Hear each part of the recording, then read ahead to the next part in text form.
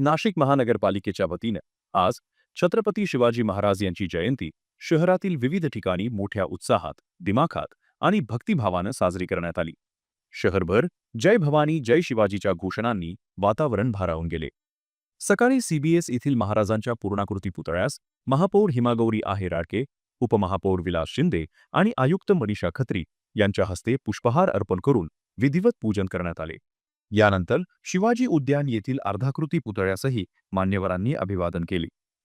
शहर अभियंता संजय अग्रवाल, विभागीय अधिकारी चंदन घुगे यांच्यासह अनेक अधिकारी यावेळी उपस्थित होते. राजीव गांधी भवन मुख्यालयात झालेल्या मुख्य कार्यक्रमात प्रारंभी राज्यगीत गाऊन महाराजांना अभिवादन करण्यात आले.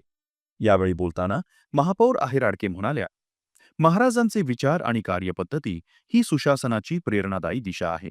त्यांच्या कार्यातून संघटन, शिस्त आणि राष्ट्रभक्तीची भावना बळकट होते.